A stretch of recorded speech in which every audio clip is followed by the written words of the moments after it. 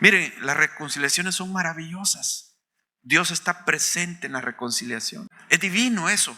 Una de las cosas que más le duelen al Señor son los pleitos, las divisiones. Pero cuando hay perdón, reconciliación, eso es lo hermoso, es la reconciliación que hizo su Hijo Jesucristo por nosotros, que nos reconcilió. Y en Efesios dice allí que Él en la cruz reconcilió las diferencias entre judíos y gentiles en medio de la muerte de Él.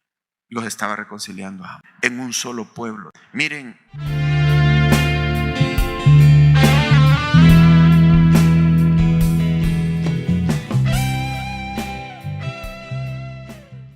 bueno, hermano, estamos en 2 de Samuel, pero vamos a citar el Salmo 78, que también está hablando de David. ¿Se dan cuenta ustedes cómo Dios quiere que relacionemos toda la Biblia? Las referencias cruzadas a estas historias. Y el Salmo 78 pues es, creo yo, muy significativo, porque nos da en pocas palabras así como la síntesis del ministerio de David, de Jesucristo, porque él representa proféticamente al Mesías. No es el Mesías, pero lo representa. Entonces vamos a ver el Salmo 78 y vamos a ver la relación que tiene con nosotros. Salmo 78, 70 nos dice: eligió a David su siervo y lo tomó de la majada de las ovejas, de tras las paridas lo trajo, para que apacentase a Jacob su pueblo y a Israel su heredad. Y miren aquí clave: y los apacentó conforme a la integridad de su corazón, los pastoreó con la pericia de sus manos. Dice que Dios escogió a David para gobernar en su pueblo Israel, de forma política, militar, pero le está añadiendo otro ministerio más, otro carácter al reinado de David. Es un pastoreo espiritual que también David efectuó con el pueblo de Israel. Pero como él simboliza a Cristo, es que Dios ha escogido a Jesucristo también como nuestro rey político, militar y espiritual. O sea, me refiero a que en un futuro Jesucristo viene y va a tomar posesión del planeta Tierra, y Él va a ser el Rey de reyes y Señor de señores, y Él va a gobernar la tierra. Pero de forma espiritual comienza su reino, es con nosotros, comienza de forma espiritual. Jesús dijo: el reino de Dios ya está entre vosotros, ya está en el sentido espiritual. Ya nosotros somos súbditos de su reino. Es bien interesante porque dice acá que David los pastoreó conforme a la integridad de su corazón, lo primero. Ahora pongamos ahí el nombre de Jesucristo. Jesucristo nos pastorea conforme a la integridad del corazón de Él. Y segundo, con la pericia de sus manos. Esto quiere decir, hermanos, está hablando de dos cosas en Jesús. La integridad de su corazón habla de lo que hay dentro de Él, y es en David también. Cuando habla de la pericia de sus manos, esa frase, las obras de sus manos, está en el Antiguo Testamento varias veces, se refiere a las obras que uno hace, a las acciones. Entonces tiene que concordar lo que uno tiene en el corazón y lo que uno hace también. Eso es cabal, ser completo. La integridad y las acciones de David influyeron en el pueblo de Israel hasta que el pueblo de Israel llegó, digamos, a una etapa maravillosa, gloriosa. Fue el auge del pueblo de Israel, y David le dejó un reino en paz a Salomón, que ahí se despegó económicamente como nunca antes ha sido, pero estableció esas dos cosas. Entonces esto empieza en 2 de Samuel. El reino de David comienza.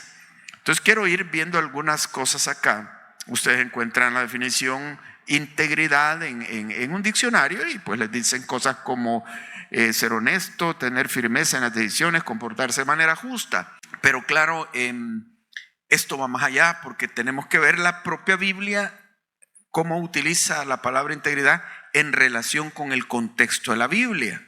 Y claro, aquí entra Dios, porque podemos decir, hay ateos que son íntegros, que digamos pueden tener firmeza en sus decisiones, pueden comportarse de manera justa y son ateos.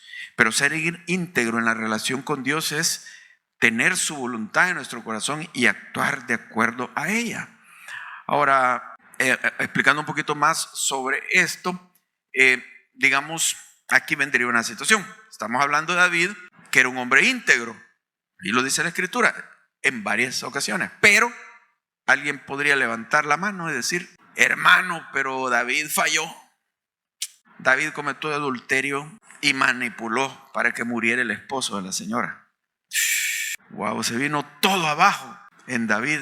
¿Cómo trató Dios esto? Bueno, vamos a hablar despacio, detenidamente en el capítulo 11 y 12. Pero quiero nada más meter un adelanto aquí porque vendría un cuestionamiento contra la integridad de David, ¿verdad? Ahora, ¿qué pasó aquí, hermano?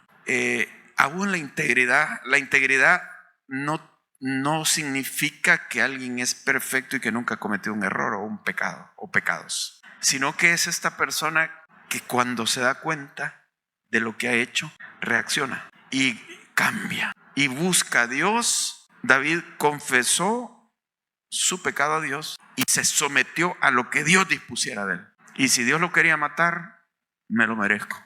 O sea, todo eso. Él se puso así ante Dios. Claro, por un tiempo, parece que por unos meses él no lo hizo hasta que cayó la venda de sus ojos. Esto significa que cuando Dios habla de que él es íntegro y fue íntegro, no, como que no lo descalificó exactamente eso. Porque para Dios se perdonó ese pecado, es como que se borró. Tal vez para los hombres no, los hombres seguirían diciendo, bueno, pero él hizo aquello, los hombres. Pero Dios, que mira el corazón, sopesa también el corazón de una persona, además de su acción o sus acciones. Y él ve que existe el arrepentimiento real y Dios borra el pecado. Entonces para Dios ya no existe lo que hizo David. Llama mucho la atención esto, que este relato del pecado de David está escrito aquí en 2 de Samuel. Pero hay otro libro en las escrituras que habla de la historia de David también. Es como una repetición de 1 y 2 de Samuel. 1 de Crónicas va a contar la misma historia. Y saben, en 1 de Crónicas no se cuenta el pecado de David. Tanto Samuel como Reyes es historia. Pero algunos dicen que Crónica es más que historia. Crónicas es la historia, pero es el comentario espiritual de esa historia. Porque con todo y todo, Dios dejó a David como un referente por todas las generaciones. Y usaba a David como una vara de medir para los demás reyes. Y lo ponía como ejemplo a pesar de ese trance que tuvo David. Miren, por ejemplo, en este versículo se lo dice Dios a Salomón, al sucesor de David, hijo de David. Y le dice, si tú anduvieres delante de mí, como anduvo David tu padre, en integridad de corazón y en equidad. O sea, Dios exalta el corazón de David aún en el arrepentimiento. No está hablando que David era perfecto, pero se enfoca integridad de corazón y equidad. Equidad porque David fue justo con todas las personas. No exaltó a unos sobre otros. Un reino de equidad, haciendo todas las cosas que yo te he mandado y guardando mis estatutos y mis decretos, yo afirmaré el trono de tu reino sobre Israel para siempre. No es la única vez. Más adelante, a los demás reyes de Israel, los descendientes de David, les va a hablar conforme fue David. Y algunos que cayeron en desobediencia les va a decir, porque tú no anduviste en los caminos de tu padre David, yo juzgaré tu vida, tu reino. Ocupa a David de nuevo. Siguió siendo un referente. Dios, en lugar de enfocarse como nosotros los humanos en la falta de alguien, en un pecado de alguien, Dios se enfoca en lo que fue después de ese pecado en adelante. Yo creería que muchas veces cuando alguien falló y público y la gente se dio cuenta, queda marcado. Así en el mundo de los humanos queda marcado. Y no le hagan caso, no lo pongan ahí porque falló y todo lo que... Casi que las oportunidades se vuelven escasas, pero Dios no, tiene a David ahí. Como que Dios deja de ver eso. Y el resto de las escrituras ya no menciona el pecado de David. Ahí se quedó. Solo fue en aquel momento donde Dios tiene que hablar con toda claridad, porque Dios no esconde las cosas. Y la Biblia habla de los errores de los hombres de Dios. Únicamente hay 2 hombres de los cuales no menciona sus errores, de Daniel y José, que los han de haber tenido, pero de ahí todos, Abraham mintió, Jacob engañó, manipuló, etcétera, etcétera. Entonces, es una de las cosas que a mí más me gustan de este libro sagrado, porque muchas veces las cosas se alteran cuando las escriben los seguidores, solo ponen cosas bonitas y no presentan la realidad humana tal como la Biblia lo presenta. Si yo quiero oír de hombres reales, hombres y mujeres reales como está en Escritura, Dios no está ocultando. Lo describe, pero también Dios habla de la restauración total. Así como habla de un justo examen de alguien, si la persona también su corazón se alinea con Dios, Dios también evalúa su corazón y sopesa todas las cosas y da la oportunidad de servicio y perdona de verdad. No anda como a medias tintas como nosotros los seres humanos, ¿va? Sí, verdad, pero después está sacando lo mismo y ya supuestamente había arrepentido y el asunto se había arreglado. Entonces Dios no es así. Aún para servirle a Él, darle la oportunidad a personas que fallaron en un momento dado, pero se arrepintieron. Muchas veces las actitudes de las personas que hace tiempo fallaron, son más, yo diría, más puras y más de entrega que algunas personas que nunca han fallado. Que las personas muchas veces que no han fallado, quieras o no, por ahí adentro existe un orgullito, el orgullo tipo farisaico. Vaya, digamos que no llega a ser un fariseo, pero esa cosita está ahí en las épocas, cualquier época de la historia. Sientes superiores, ¿verdad? Aquel ha fallado, aquel pecó, aquella pecó. Yo jamás, o sea, yo me merezco que me exalten, que me aplaudan, que me pongan. ¿Por qué no me van a dar a mí ese puesto? O yo tengo estos derechos. Y Dios ve eso. Y a veces uno puede ser un santo o santurrón y ser muy difícil de tratar. Y personas que han fallado son más humildes y más dispuestas, ¿verdad? Por eso es el que más se le perdona, más ama. Al que poco se le perdona, poco ama. Entonces Dios se vale de aquellos arrepentidos que han sido quebrantados y les da la oportunidad. Y de ahí, claro, David tuvo una producción de salmos después de su caída. Bueno, él produjo salmos en todas las etapas de su vida, pero salmos tremendos que han sido de un consuelo para los seguidores de Dios a través de los siglos, porque Dios sabía que lo iban a necesitar muchos de sus hijos. Entonces, qué plan más completo y más perfecto del Señor, ¿verdad? Ahora, pero vemos que Jesús nos pastorea con integridad de su corazón. Donde Él está, Él nos va a llevar a la integridad. No puede ser que Él, y llamémosle integridad, santidad, se puede utilizar lo mismo, obediencia, y veamos todavía un poquito más sobre esto. Íntegro viene de integrar, y en este caso integramos las dos caras de nuestra vida, que es una cara secreta que nadie conoce, allá en las intenciones, los pensamientos, el corazón. Eso es real y ahí está, pero nadie conoce, solo Dios, porque dice: engañoso es el corazón más que todas las cosas y perverso. ¿Quién lo conocerá? Dándonos a entender, no hay humano que conozca el corazón de otro humano, quizás hasta cierto punto, ¿verdad? Pero a fondo nadie lo conoce. ¿Quién lo conocerá? Yo, Jehová, que pruebo la mente y el corazón. Que Dios sabe los más recónditos, secretos, pensamientos de alguien. Los demás no. Ese es un aspecto de nuestra vida. El corazón, lo interno. Pero el otro es lo externo, la conducta. Entonces, ser íntegro es que tanto en mente como en conducta, tanto en corazón como acciones, somos consistentes, encajan las dos cosas. O sea, todos nosotros decimos el corazón es perverso. Eso nos lleva a entender que si somos íntegros, debemos de ser muy honestos en que luchamos en nuestro corazón con tentaciones y malos pensamientos, orgullo, lo que sea. Muy honestos en decirlo y no decir cosas o no transmitir como que a mí jamás se me ha atravesado nada malo. No, yo aquí, yo allá, y tratar de aparentar algo, porque todos luchamos con eso y Pablo lo dijo: miserable de mí, yo quiero hacer el bien y se despierta el mal en mí. Y muchos otros hombres de Dios fueron muy honestos en confesar las batallas que habían en su corazón, aun cuando no practicaran aquello malo, pero ellos sabían. O sea, eso es ser honesto. No quiere decir que nunca tienes tentación ni ningún pensamiento de pecado. No quiere decir, eso sería irreal. Pero algunas personas pretenden ser así. Es una irrealidad. Entonces hay que ser muy honesto. Eso es ser íntegro. Porque eres honesto con las batallas que tienes dentro de ti, pero también las acciones consistentes, que a pesar de que tienes batallas dentro de ti, tú actúas conforme a lo que crees, conforme a lo que Dios dice en su palabra, a pesar de las batallas que tienes dentro de ti. Entonces es ser íntegro, no es que ser perfecto.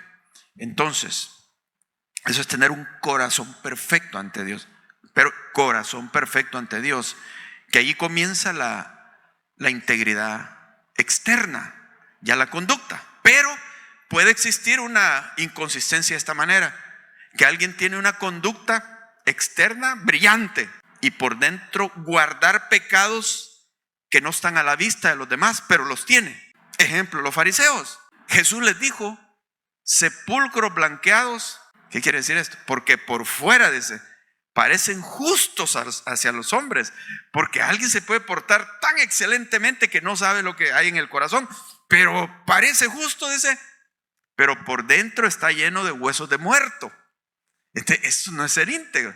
Sí, ante los hombres parece, pero por dentro. Esa es una inconsistencia del tipo de los fariseos. Entonces, en este sentido, hermanos, tenemos que ser muy honestos.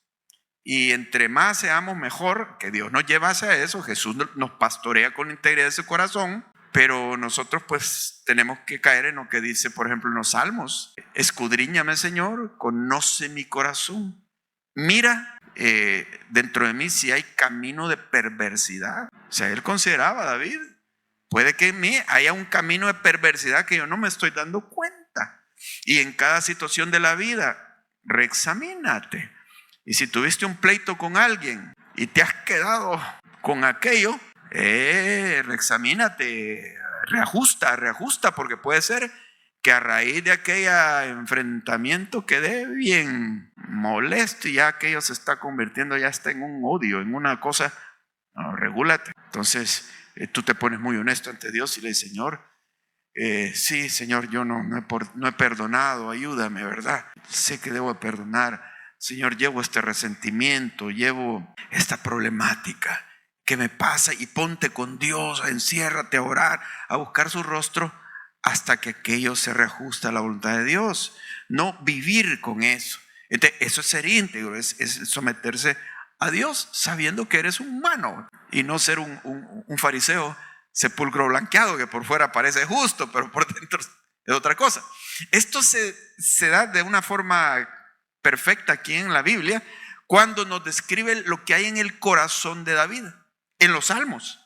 Ahí te abre él su corazón y te habla de estar abatido, de tener temores, de haber pecado contra Dios. Te lo abre porque es tu corazón. Y los Salmos están escritos para ayudarnos a nosotros a enfrentar esas luchas dentro, pero allí se encuentran promesas maravillosas que nos restauran. Salmos. Pero en estos otros libros nos habla ya de las acciones de David, que son Primera, Segunda de Samuel y Primera de Crónicas. Ya habla de su vida. Te está hablando de los dos aspectos de la vida de David, la vida interna y la vida externa. Ahora, ¿cómo fue que David llegó a ser un hombre íntegro? Yo creo que hay factores que influyeron en él, tomando así una referencia general. Primero, hermanos, su intimidad con Dios. Siendo un muchacho y un juvenil adolescente, él pasaba tiempos largos meditando en Dios mientras cuidaba las ovejas. Ahí compuso el salmo Jehová es mi pastor. Él conocía a Dios, que así como él amaba a sus ovejas, Dios lo amaba a él y él era una oveja de Jehová. Entonces, esa intimidad lo hizo llegar a amar a Dios y a depender de Dios. Eso fue tremendamente formativo para lo que vendría en el futuro de él, que iba a ser rey, se iba a enfrentar con tentaciones, riquezas, apoyo militar, muchas relaciones, que él se podía perder fácilmente al llegar al poder. Pero Dios sabía cómo lo tenía, desarrollando la intimidad. Esto, hermano, nos lleva a que usted necesita intimidad con Dios frecuentemente. Busque a Dios sobre todas las cosas, el reino de Dios sobre todas las cosas. Tenga sus tiempos a solas con Dios. Y aquí es donde viene otra cosa, que también era parte, estaba engranado todo esto, y era la soledad en la que él vivía, la soledad y el menosprecio. Porque como tenemos la escritura, nos menciona que el papá ni consideró a David, ni lo llamó para cuando Samuel vino a ungir el próximo rey de Israel. Si no hubiese sido porque Samuel le preguntó a Isaí, ¿y son todos los hijos que tienes? Ahí se destapó la cosa, que tenía un hijo que era menospreciado. Y entonces le dice a Samuel, mándalo a traer porque no nos vamos a sentar hasta que él venga acá. Por si lo querían ocultar o porque ni consideran que él puede hacer. Y era de ese un jovencito, que unos 16, 17 años el muchacho. Ese era el próximo rey de Israel. Porque dijo Dios, porque él tiene un corazón conforme a mi corazón. A él, sí. ¿Se dan cuenta? Y los otros hermanos que parecían guerreros, ¿verdad? Eliab y todos aquellos, Dios dijo, deséchalos. No son ellos. Porque Dios, dice, no ve la apariencia. Dios mira el corazón. ¡Wow! ¡Qué lindo! ¿No le despierta a usted el deseo de ser íntegro en su corazón, hermano? Y cultivar esta intimidad con Él en su corazón. Mire que va a ser una gran bendición. No tenga temor. Entonces esas soledades Dios las utiliza. Y cuando es menospreciado, más, porque usted ya no tiene quien le aplauda, quien le admire. Si David citó que él se enfrentaba con leones, se enfrentó con leones, con osos que atacaron el rebaño, él solo. Y uno dice, ¿por qué el papá y la mamá no mandaron a los otros hermanos a protegerlo, a ayudarlo? Lo estaban exponiendo ahí en la soledad. Y ahí eran viajes con las ovejas que no era de un rato, era de quedarse a dormir muchas veces allá en aquellos parajes remotos. Y no lo cuidaban. Quizás por eso él en uno de sus salmos, como sintiéndose no muy amado y hasta abandonado, dijo aquel versículo: aunque mi padre y mi madre me dejaran, que son lo más importante para uno, ¿verdad? ¿Qué haría yo si mi padre y mi madre son un muchacho, niño? Aunque mi padre y mi madre me dejaran, con todo Jehová me recogería. No me da a pensar que esta intimidad a él lo formaba como un hombre íntegro también y lo preparaba. Y tercero, es que esto lo enseñó a él a agradar a Dios antes que a los hombres, y aun cuando se tratase de su familia. Y esto lo mantuvo a lo largo de su vida. Le importaba más lo que Dios dijera que los hombres. ¿Recuerdan ustedes aquel incidente donde, transportando el arca de Jehová, dice que cuando él recién tomó el reino de Israel, y él danzaba delante de Jehová, danzaba delante de Jehová con alegría y todo, en medio de los siervos, de los sirvientes y sirvientas? Y cuando llegó al palacio, la esposa llamada Mical, hija de Saúl, le dijo: ¿cómo ha quedado degradado el rey, que se ha puesto a bailar y se ha descubierto como un cualquiera delante de las sirvientas? Así le dijo la mujer. Y dice que David le dijo: mírale, eso que dices, yo he quedado honrado delante de la sirvienta, porque lo he hecho delante de Jehová mi Dios. Ahora, no le importaba lo que pensara. No quiero decir que era excéntrico y hacía ridiculeces. No, porque él era íntegro. Pero es que, hermanos, si uno empieza a pensar qué van a decir, ahí se derrumbó. Porque hay cosas que te van a importar más que las piensen los seres humanos que Dios. Y como Pablo dijo en Gálatas, si todavía tratara de agradar a los hombres, no sería siervo de Cristo. Eso va a tener que implicar su integridad. El hecho de que le importe lo que Dios dice, no los hombres, aunque sean de la iglesia, hermano, y aunque sea la familia. No es menospreciar lo que puedan pensar, pero no es eso.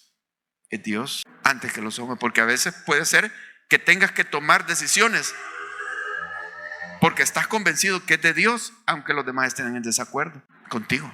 ¿Sí? Eso es la integridad que tenía David. Y por eso los hombres de David, los seguidores, lo veían actuando así. Y sus vidas fueron transformadas cuando al final ya de 2 Samuel nos habla de los valientes de David.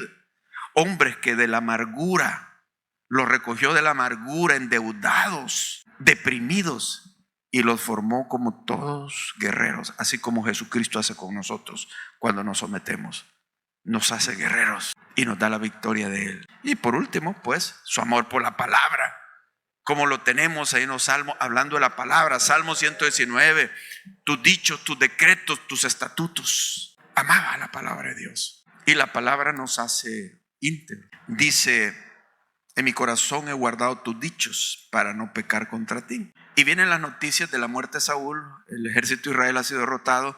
Y viene un hombre y le dice a David, vengo de la batalla.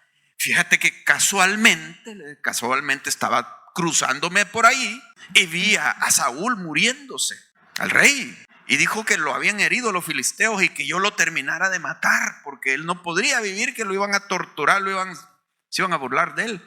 Y pues yo lo maté, pero aquí te traigo la corona del rey y la espada.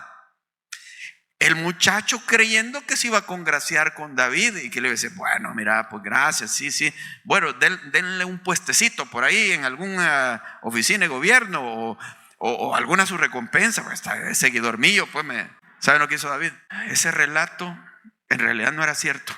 David no lo sabía, porque el relato de la muerte de Saúl tiene verdades y tiene mentiras, ese muchacho, pero había alterado, porque el relato está al final de 1 Samuel. Y dice, casualmente iba pasando por ahí. ¿Cómo que casualmente? No, el hombre andaba tratando de aprovecharse de lo que le dejaban los muertos, quitándoles las cosas, saqueando. Pero David le dice, mírale, por tu boca acabas de decir que mataste al rey. No lo perdonen, mátenlo.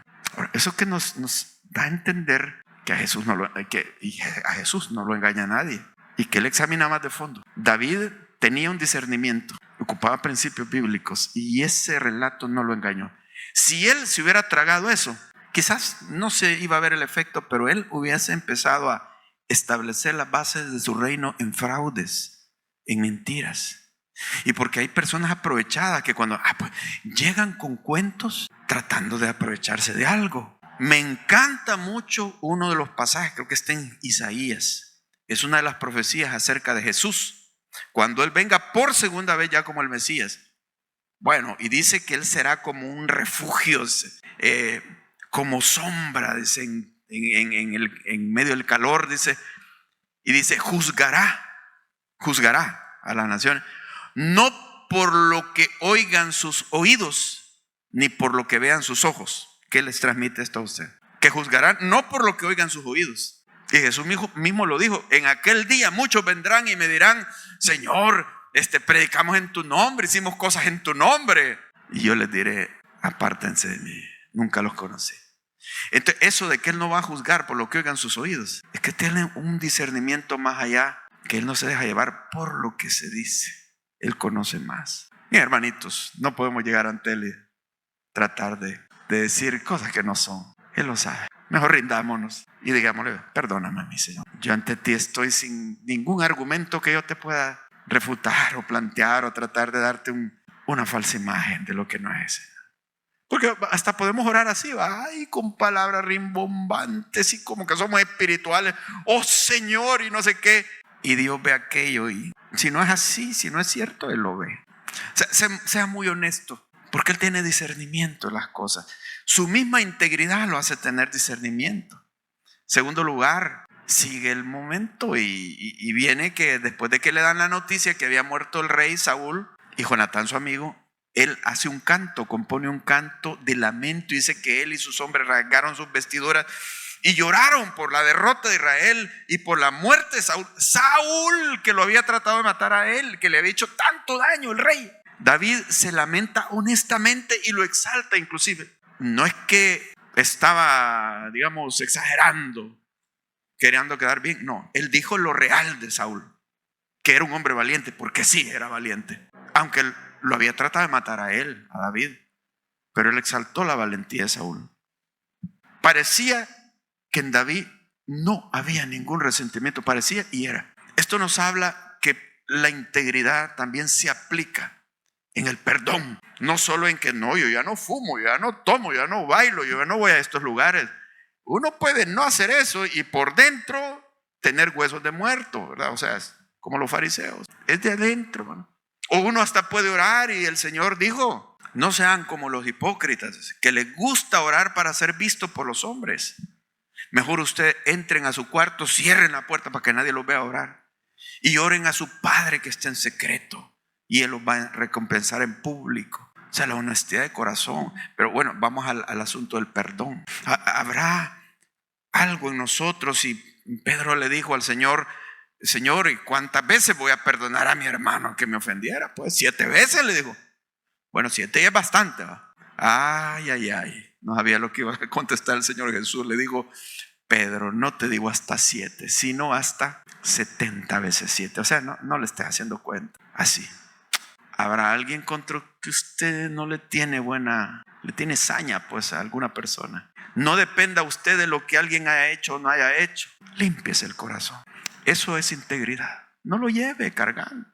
Si el Señor habló inclusive que si nosotros no perdonamos, dice: si no perdonáis de todo corazón a los hombres sus ofensas, tampoco vuestro Padre os perdonará. Y ahí estamos bien contentos orando y no hemos perdonado. Olvídese. O sea, Dios le resiste. Dios no está en eso. Ahora alguien puede decir: pero ay, qué difícil perdonar. Sí, como humanos. Pero agárrese de Dios, entregue eso, déjelo en las manos de Dios. Eso sí, ayuda. Ya renuncia al derecho supuestamente de venganza, de conservar eso en el corazón. No, pero es que es justo que yo sienta esto. El perdón es divino. Si usted es íntegro, usted va a aceptar el camino de Dios, del perdón. Mire cómo lo hace David. En tercer lugar, comunión. Después de todo esto, en el capítulo 2 vienen los ancianos de Judá, solo de la tribu de Judá, y le dijeron a David: reina sobre nosotros, Jehová te ha dado el reino. Y dice que él se trasladó a vivir en Hebrón, en Judá. Entonces Hebrón significa comunión. Ahí comenzó su reino, en Hebrón. Comunión. ¿Qué es la comunión? Es que no haya ninguna nube negra entre Dios y usted. Todo está resuelto. Señor, si algo me tienes que decir y me tienes que corregir, dímelo.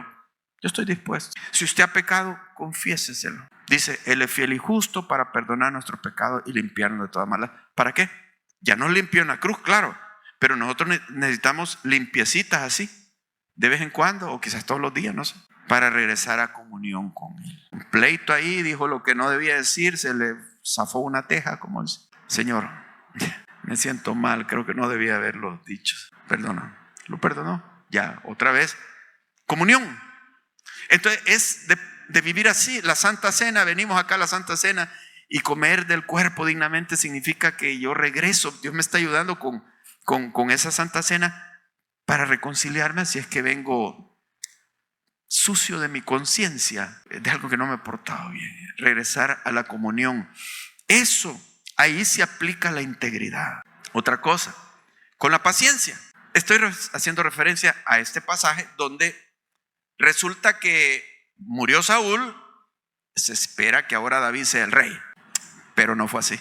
Abner, el comandante de Saúl, tomó el ejército y tomó a las demás tribus y no se las entregó a David. Al contrario, puso un rey para hacerle la contra a David. Puso a uno de los hijos de Saúl que quedaban, pero según lo que describe la Biblia, era un haragán, Isboset. Pero tenía la pantalla ahí de que era hijo de Saúl y él va a ser el rey. Pero no hacía nada, el que lo hacía todo era Abner. Y dice la escritura así, que hubo una larga guerra entre los hombres de David y los hombres de Abner. David podría haber dicho: bueno, no decían que iba a ser el rey, pues ya se puso complicado esto. Y va pasando los años y nunca soy el rey, solo la tribu de Judá. Miren, hermano, entendamos esto. Dios va a utilizar la espera en nuestra vida, aunque no nos guste, para desarrollar paciencia, porque la paciencia nos lleva a la integridad. Mire lo que dice Santiago: tened por sumo gozo cuando os halléis en diversas pruebas, sabiendo que la prueba de vuestra fe produce paciencia. Yo esperaba otra cosa, que me dijera: la prueba de vuestra fe produce que Dios te va a dar lo que estabas pidiendo. No, paciencia. Pero ¿y por qué tanta paciencia, Señor? ¿Qué estás haciendo? A mí no me gusta esperar mucho. Pues ahí te vas a estar. Los caminos del Señor, ¿verdad? ¿Se ha encontrado usted esta expresión en muchos salmos? Esperé en Jehová. Mis ojos esperan en Jehová. En ti he esperado todo el día. Frecuentemente el esperar es esto, es la vida de David, que aunque Dios le dio promesas, no se cumplían ya, la otra semana. Eran años. Pero eso era formativo en la vida de él. Entonces, es la manera como Dios actúa con nosotros. Terminándoles este pasaje de Santiago, dice, porque la prueba de la fe produce paciencia, y la paciencia, dice ahí, tenga su obra perfecta para que seáis, o tenga su obra completa, para que seáis perfectos y cabales sin que os falte cosa alguna. Perfectos y cabales es íntegros. La paciencia te formó así. Yo no sé cómo opera, pero así sucede. La paciencia me va a llevar a eso. Bueno, alguien dice, Señor, dame paciencia. Le pidió eso, sea muy realista en esto. Si usted le pidió paciencia a Dios, no es que de repente usted va a sentir como que una nube espiritual baja a su corazón y respira un aire celestial y dice, hoy sí he recibido paciencia, hoy soy paciente. Sino que va a experimentar situaciones desesperantes. Señor, pero te pedí que me dieras paciencia, no pruebas. Es que eso es. Esa situación desesperante va a formar paciencia en ti. Y la paciencia te va a hacer perfecto y cabal, sin que te falte cosa alguna. Porque después de esa madurada que das, ya sientes que lo tienes todo. Y que lo tienes. Y empiezas a ver lo espiritual, toda la bendición que tienes en Cristo. Y ya te sientes bendecido, te sientes en la plenitud de Dios. Antes no, que ya tienes toda la bendición de Él, pero no te sientes así, porque todavía no has sido pulido, no has sido puesto en el horno de la paciencia. Así es como obra Él. Así que le tocó esperar a David mucho tiempo, larga guerra, hasta que sí consigue el reino total, la restauración. Ya en capítulo 3. Aquí, hermanos, se va a aplicar la integridad a la reconciliación. Mire, pasaron 7 años, 6 meses, dice, la guerra. A los 7 años, 6 meses, viene Abner, aquel que le había hecho la contra a David, pide cita con él y entra y le dice, mira, David, Dios ha dicho que tú vas a ser el rey. Voy a convocar a todas las tribus de Israel para que te entreguemos ya el reino. Bueno, y David lo recibió como un amigo, venía en son de paz y David dispuesto a reconciliar. Pero viene el general de David, Joab, y cuando sabe que Abner ha venido a ver al rey, entra enojado con David y le dice, qué barbaridad, cómo lo perdonaste, cómo lo dejaste estar aquí, que hubieras aprovechado y lo hubiéramos matado aquí a Abner. No puede ser. Y se le opuso así al rey David y salió. Y Joab ya tenía su trampa que iba a hacer. Y siguió a Abner con todos sus hombres. Y llegó en forma amistosa. Abner, quiero hablar contigo. Dice David que regreses otra vez porque no sé qué. Y llega donde Abner y lo va a saludar como felicidad, ¿verdad? Y le mete una cuchillada y lo mató. Joab, el general de David, Abner. Y entonces David lo sabe y hace un luto por Abner y lo van a enterrar y hace un cántico y le dice al pueblo de Israel, le dice cómo murió Abner y fue asesinado por un hombre malvado que era el general, como mueren los impíos, así lo mataron a traición. Y estos hijos de Sarbia, o sea que era Joab y el hermano Abisai, son demasiado duros para mí, son demasiado fuertes. O sea, David no los podía controlar y no se atrevió porque Joab tenía mucho poder ahí en el pueblo, muchos seguidores, y convivió con él. En cosas le obedecía y en otras cosas no le obedecía a David, Joab. Y cuando David está ya cerca de morir y le está entregando el reino a su hijo Salomón, le dijo, Salomón, tienes que ser sabio. Y le describe varias personas. Te voy a dejar esa herencia, o sea, no solo le dejaba dinero, sino te voy a dejar problemas a estas personas que están aquí. Y uno de ellos era Joab. Le dijo, mira, este hombre derramó sangre en tiempo de paz y tú sabes cómo ha sido. Pero tú eres sabio y sabrás lo que tienes que hacer con él. Le dijo a su hijo Salomón, no lo perdonarás. O sea, como si lo dejas en tu reino, este hombre te va a causar problemas, porque él así es. Y tenía poder. Como que David dijo, no, yo no me atreví a tocarlo, yo no pude luchar contra él, pero ahora tú aprovecha este momento. Y Joab lo sabe y sale corriendo al templo porque sabía que lo iban a matar.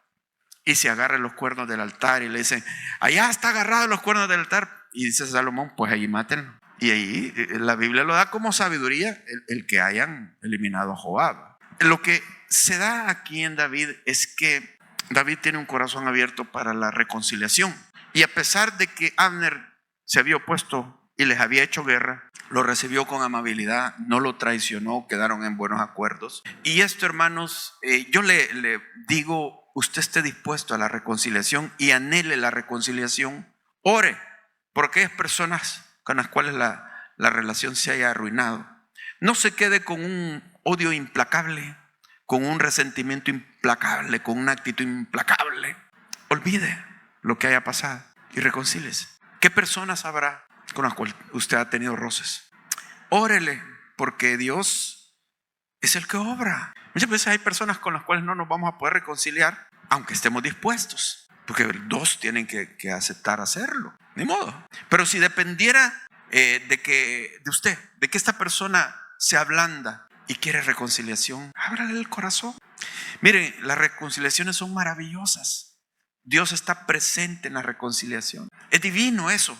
Una de las cosas que más le duelen al Señor son los pleitos, las divisiones. Pero cuando hay perdón, reconciliación, eso es lo hermoso. Es la reconciliación que hizo su Hijo Jesucristo por nosotros, que nos reconcilió. Y en Efesios dice allí que Él en la cruz reconcilió las diferencias entre judíos y gentiles. En medio de la muerte de Él, los estaba reconciliando en un solo pueblo. Miren, es algo permanente en el Señor Jesús. Podríamos decir, su política es de reconciliar. No puede haber avance si no hay reconciliación, al menos de la parte nuestra. Digo, pues a veces no depende solo de nosotros, sino que también las actitudes de las personas. Pero eso tiene que ver en nuestro corazón si es que vamos a ser santos e íntegros, ¿verdad?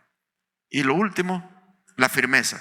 En el capítulo 4, ya ahí David tiene el reino total. Vienen los ancianos del resto de las tribus y le dicen: David, reina sobre nosotros. Ya no está Abner. Isboset, el rey que puso a Abner, sufre un asesinato, porque los dos guardaespaldas que tenía Isboset se aprovecharon de la situación. Y como supieron, bueno, ya Isboset va a quedar a un lado, y ahora ya a David le están dando el reino. Así que entraron cuando estaba durmiendo Isboset, y lo agarraron en la cama y lo apuñalearon y le quitaron la cabeza. Y venían bien contentos con la cabeza de Isboset a entregársela a David. David, así terminen tus enemigos, con la cabeza. Aprovechados, pues. Y como que la tentación podría ser: bueno, ya estos hombres se pasaron de mi bando, porque no los aprovecho, son dos hombres fieros. Y ya los pongo en mi ejército y los aprovecho. Pero no hizo eso David. Aun cuando ellos venían con la intención de agradarlo a él, y por supuesto de recibir alguna cuota de poder o de dinero, lo que sea, David les dijo: mírale, por allá vino un muchacho que me traía la corona de Saúl, dándome él supuestamente dándome buenas noticias, y lo maté. Cuánto más no lo voy a hacer con ustedes, malvados, que mataron a un hombre a traición, un hombre justo, que lo mataron en su cama. Agárrenlo y mátenlo. Eso nos hace ver que David se mantenía con principios bajo prueba, aún con que él podría haber alterado alguna cuestión como para conseguir más seguidores a base de fraude, porque como que políticamente convenía pues aceptarlos, porque su reino él lo iba a fundar en la integridad. Entonces nosotros, hermanos, debemos de ser así, aun cuando pues mentir me favorecería o alguna otra jugada astuta política me favorecería, pero no hay un principio ahí bíblico. Dios quiere que nosotros vivamos de una manera distinta a todos. Es ahí donde la gente no creyente se fija en nosotros y ve a Cristo. Pero lo que viene después es la prosperidad en el reino de David. Dios le comenzó a dar victoria sobre victoria hasta que todos los enemigos de Israel fueron derrotados, y le entrega su reino a Salomón, y Salomón lo llevó al esplendor al reino. O sea, se volvieron ricos. Es la época de la historia del auge de Israel. Es donde tuvo más tierra, más dinero, un reinado de paz. No había guerra ya en el tiempo en que David estaba terminando su reinado y lo estaba entregando a Salomón. Dios manda bendición. Digamos que la atmósfera espiritual cambia cuando hay esta actitud, ¿verdad? Vamos a orar en este momento.